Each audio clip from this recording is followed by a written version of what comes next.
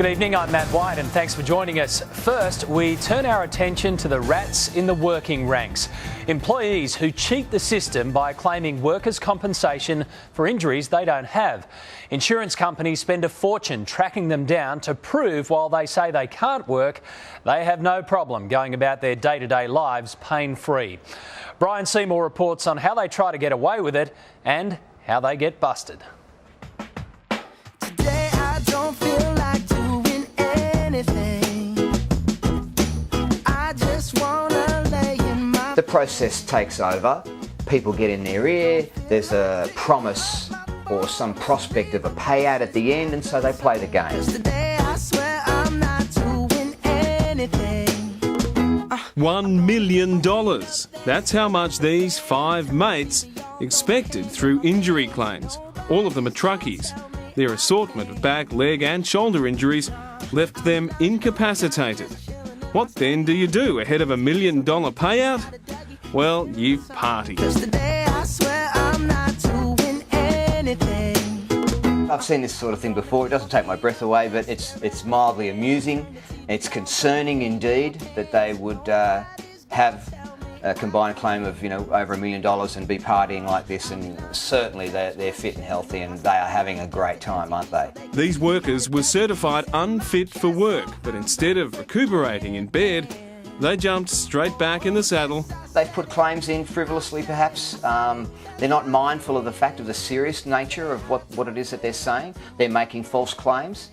They're signing off on documentation, making false declarations as to their health and physical abilities, and here they are caught on film. They didn't get the $1 million.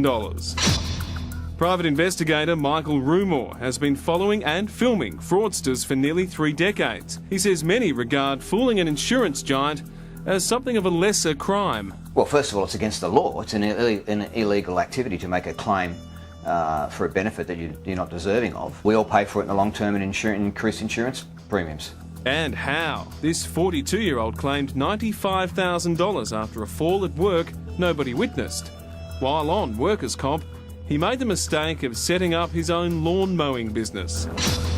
He's what PIs call a double dipper. This guy wanted $300,000 for injuries to his upper and lower back after a fall at work. After this film of him building a box trailer in his backyard, his payday vanished as quickly as the injuries. This man said he couldn't walk or drive after a bit of timber fell on him. Along with that story, he was in fact cooking up kebabs while working at his mate's fast food store. The ones I like the most, the instructions I like the best, are when the claimant says that they are totally incapacitated. On that basis, we should never see them outside the house.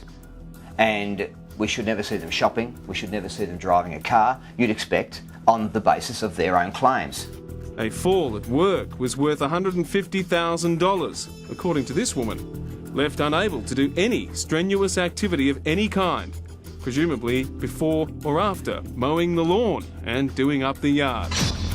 You've got to wonder which is harder, having an injury or faking one. You're living a lie for often years, a number of years, and then when it's all over, there might be a payout, and then what? You have to face family and friends with a miraculous recovery? This mother of 3 moved house 3 times in 1 year, trying to outrun insurance investigators. Her claim of total incapacity for work was shown to be totally false when she was caught working as a driving instructor ahead of a $200,000 payday that never came.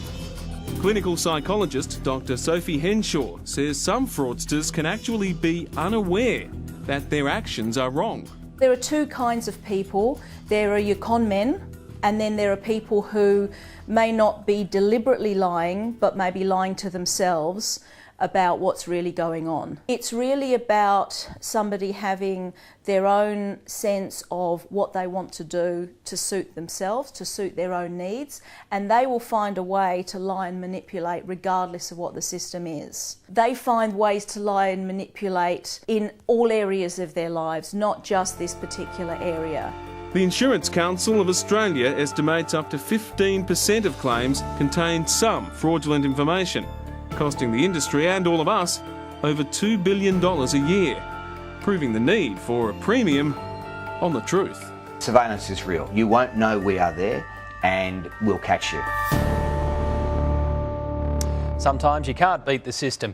Schoolyard